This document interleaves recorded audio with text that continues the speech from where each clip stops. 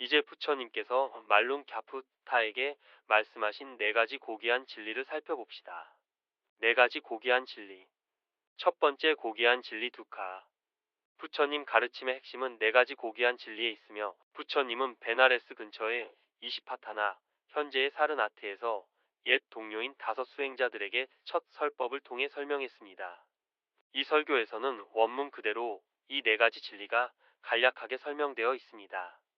그러나 초기 불경에는 이 네 가지 진리가 더 자세하고 다양한 방식으로 반복해서 설명되는 곳이 무수히 많습니다. 이러한 참고 문헌과 설명의 도움을 받아 사성제를 공부하면 원전에 따라 부처님의 본질적인 가르침에 대해 상당히 훌륭하고 정확한 설명을 얻을 수 있습니다. 네 가지 고귀한 진리는 다음과 같습니다. 1. 두카. 2. 사무다야, 두카의 발생 또는 기원. 3. 니로다, 두카의 소멸. 4. 마가, 두카의 소멸로 이끄는 길. 첫 번째 고귀한 진리 덕카. 첫 번째 고귀한 진리 두카 아리아사카는 일반적으로 거의 모든 학자들이 고통의 고귀한 진리로 번역하며 불교에 따르면 삶은 고통과 괴로움밖에 없다는 의미로 해석합니다. 번역과 해석 모두 매우 불만족스럽고 오해의 소지가 있습니다. 많은 사람들이 불교를 비관적으로 바라보게 된 것은 이러한 제한적이고 비용이 많이 드는 쉬운 번역과 피상적인 해석 때문입니다. 우선 불교는 비관적이지도 낙관적이지도 않습니다. 오히려 불교는 삶과 세상에 대한 현실적인 관점을 취하기 때문에 더욱 현실적입니다. 불교는 사물을 객관적으로 바라봅니다. 그것은 당신을 바보의 낙원에 살도록 속이지 않으며 온갖 종류의 상상 속의 두려움과 죄로 당신을 두렵게 하고 괴롭히지 않습니다.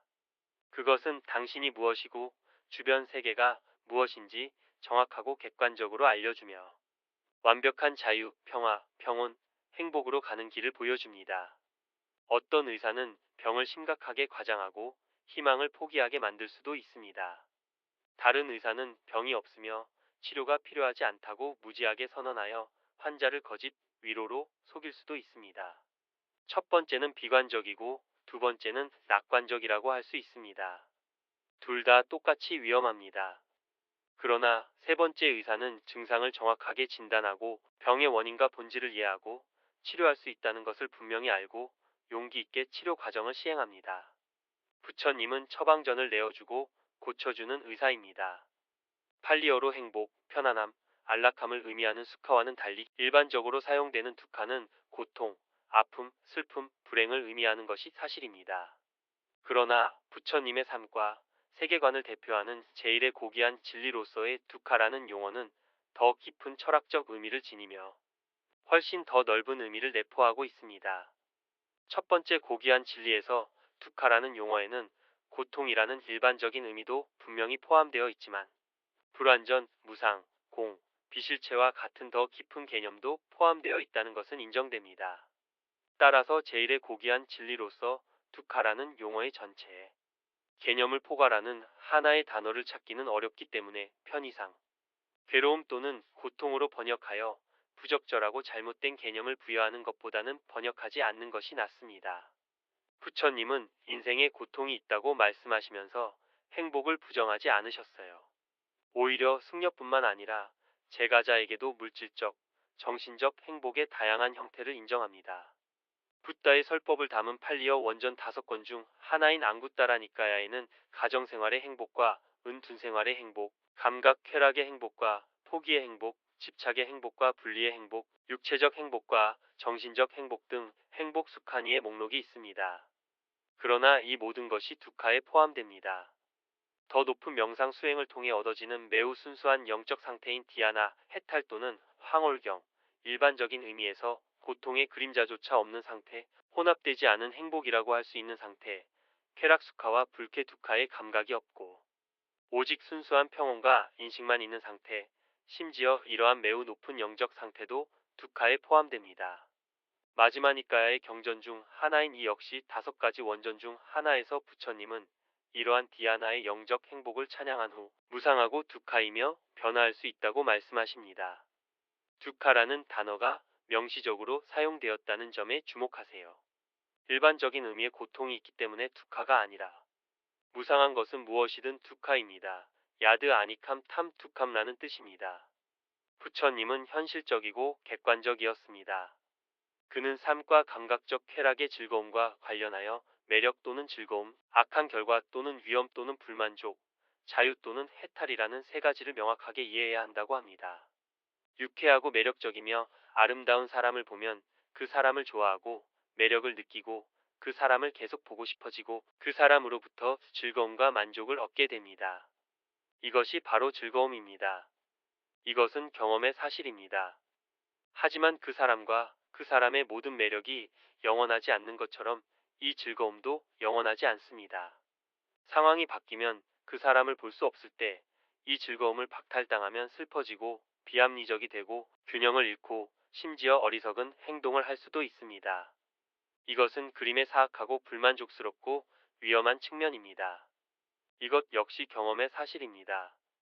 이제 그 사람에 대한 애착이 없다면, 완전히 분리되어 있다면 그것은 자유, 해방입니다. 이 세 가지는 인생의 모든 즐거움과 관련하여 사실입니다. 이로부터 비관주의나 낙관주의의 문제가 아니라 삶을 완전하고 객관적으로 이해하기 위해서는 삶의 즐거움뿐만 아니라 고통과 슬픔, 그리고 그로부터의 자유에 대해서도 알아야 한다는 것이 분명해집니다. 그래야만 진정한 해탈이 가능합니다. 이 질문에 대해 붓다는 비구들이여, 만약 어떤 사문이나 바라문이 감각적 쾌락의 즐거움이 즐거움이고 불만족이 불만족이며 그것으로부터의 해탈이 해탈이라는 것을 객관적으로 이해하지 못한다면 그들 스스로 감각적 쾌락에 대한 욕망을 완전히 이해하거나 다른 사람을 그렇게 가르칠 수 있거나 그들의 가르침을 받는 사람이 감각적 쾌락에 대한 욕망을 완전히 이해한다는 것은 불가능할 것이다.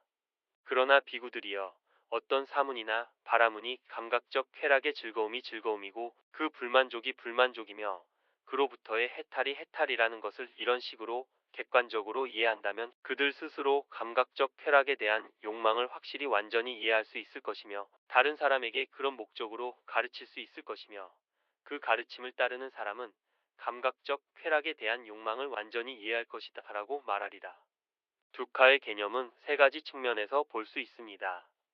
일반적인 고통으로서의 두카, 변화에 의해 생기는 두카, 조건화된 상태로서의 두카가 그것입니다. 출생, 늙음, 질병, 죽음, 불쾌한 사람 및 조건과의 관계, 사랑하는 사람과의 이별, 원하는 것을 얻지 못하는 것, 슬픔, 애도, 고통 등 삶의 모든 종류의 고통은 보편적으로 받아들여지는 모든 형태의 신체적, 정신적 고통이 일반적인 고통으로 두카에 포함됩니다. 행복한 감정, 인생의 행복한 상태는 영구적인 것이 아니며 영원하지도 않습니다. 조만간 변합니다. 변하면 고통과 괴로움, 불행을 낳습니다.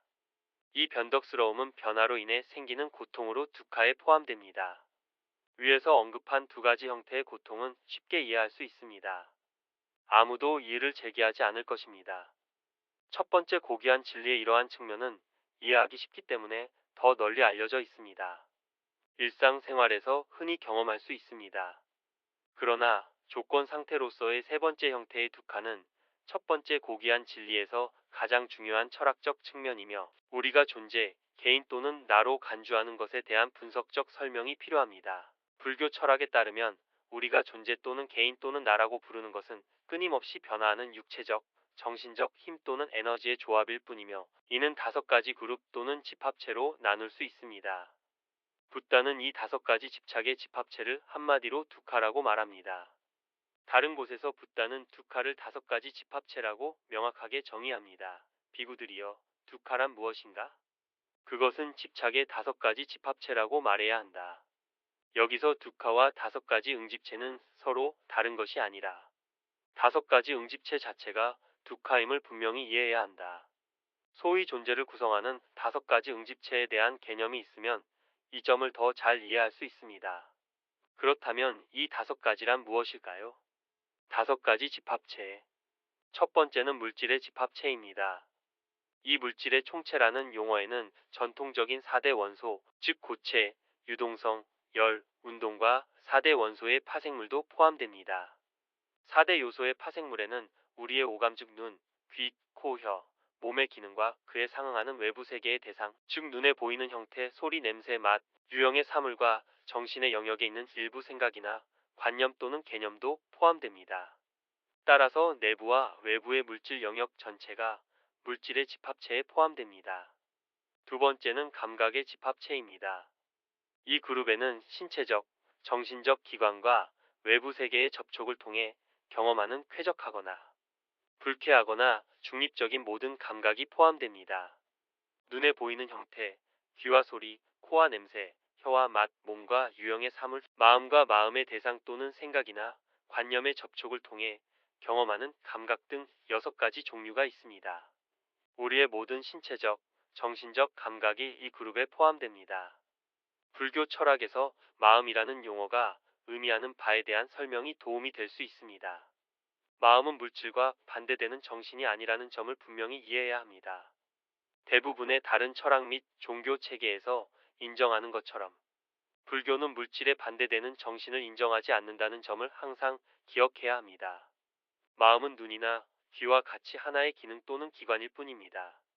다른 능력처럼 통제하고 개발할 수 있으며 부처님께서는 이 6가지 능력을 통제하고 훈련하는 것의 가치에 대해 자주 말씀하십니다. 능력으로서의 눈과 마음의 차이점은 전자는 색과 눈에 보이는 형태의 세계를 감지하는 반면 후자는 색과 눈에 보이는 형태의 세계를 감지하여 관념과 생각, 정신적 대상의 세계를 감지한다는 것입니다. 우리는 서로 다른 감각으로 세상의 여러 분야를 경험합니다. 우리는 색을 들을 수는 없지만 볼 수는 있습니다.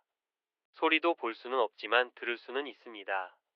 따라서 눈, 귀, 코, 혀, 몸 등 우리의 신체 감각 기관을 통해 우리는 눈에 보이는 형태, 소리, 냄새, 미각, 유형의 사물로 이루어진 세계만을 경험합니다. 하지만 이것들은 세상의 일부일 뿐 세상의 전부는 아닙니다. 아이디어와 생각은 어떤가요? 그것도 세상의 일부입니다. 하지만 눈, 귀, 코, 혀 또는 몸의 감각 기관으로는 감지할 수 없고 생각할 수도 없습니다. 하지만 또 다른 감각 기관인 마음은 생각을 떠올릴 수 있습니다.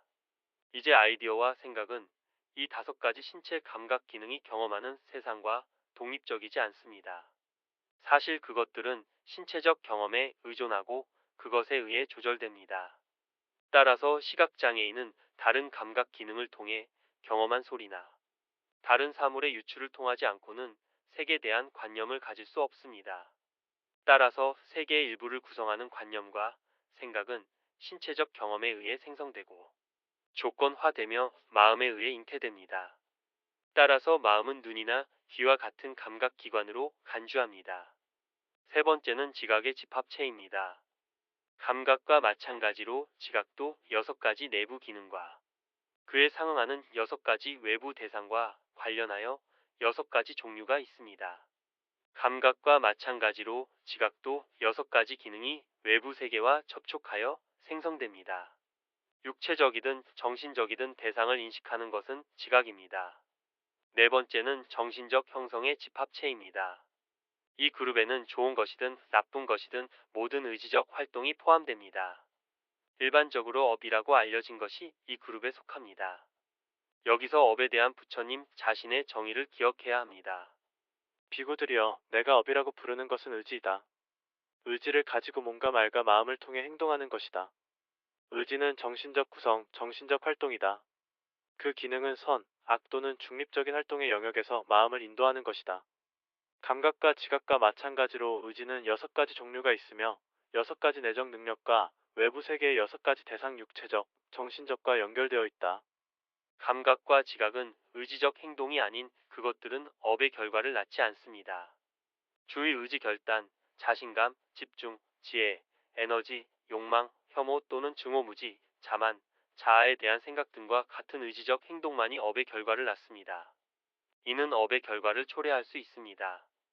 이러한 52가지 정신활동은 정신 형성의 집합체를 구성합니다. 다섯 번째는 의식의 집합체입니다.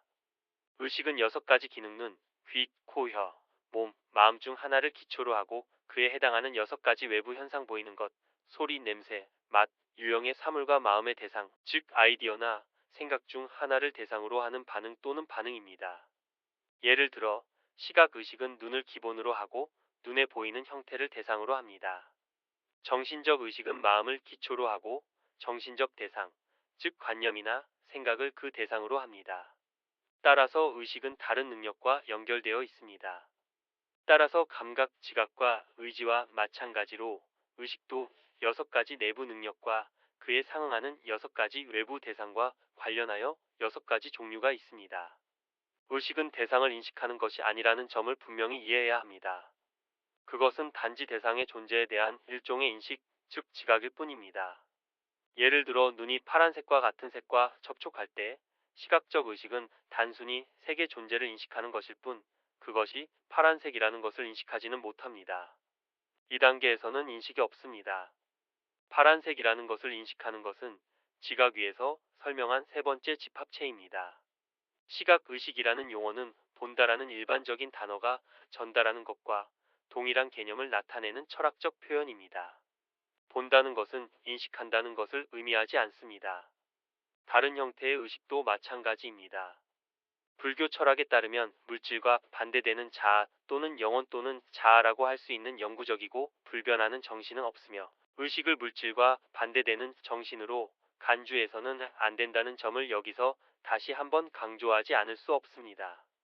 이 점은 특히 강조되어야 하는데 의식이 일종의 자아 또는 영혼으로 일생을 통해 영구적인 실체로 지속된다는 잘못된 관념이 초기부터 현재까지 지속되어 왔기 때문입니다. 부처님의 제자 중 한 명인 사띠는 스승이 이동하고 방황하는 것은 동일한 의식이라고 가르쳤다고 주장했습니다. 부처님은 그에게 의식이 무엇을 의미하는지 물었습니다. 사티의 대답은 여기저기서 선과 악의 결과를 표현하고 느끼고 경험하는 것이라는 고전적인 대답이었습니다. 이 어리석은 자, 누구에게 내가 이런 식으로 교리를 설명하는 것을 들었느냐고 스승이 꾸짖었습니다. 내가 여러 가지 방법으로 의식을 조건에서 일어나는 것으로 설명하지 않았느냐? 즉 조건이 없는 의식의 발생은 없다고 말했지 않느냐? 부처님은 계속해서 의식을 자세히 설명하셨습니다. 의식은 그것이 발생하는 조건에 따라 이름이 붙여진다. 눈과 눈에 보이는 형상으로 인해 의식이 일어나면 시각의식이라 하고, 귀와 소리로 인해 의식이 일어나면 청각의식이라 하며, 코와 냄새로 인해 의식이 일어나면 후각의식이라 한다. 혀와 맛 때문에 의식이 생겨서 미각의식이라 하고, 몸과 유형물 때문에 의식이 생겨서 촉각의식이라 하고, 마음과 마음 대상관념과 생각으로 인해 의식이 생겨서 정신의식이라 한다. 그런 다음 부처님은 사파를 통해 더 자세히 설명하셨습니다. 불은 불이 타는 재료에 따라 이름이 붙여집니다. 나무 때문에 불이 타오르면 장작불이라고 부릅니다. 짚으로 인해 불이 타오르면 집불이라고 부릅니다. 이처럼 의식은 그것이 발생하는 조건에 따라 이름이 붙여집니다. 이 점에 대해 위대한 주석가인 붓다고사는 이렇게 설명합니다.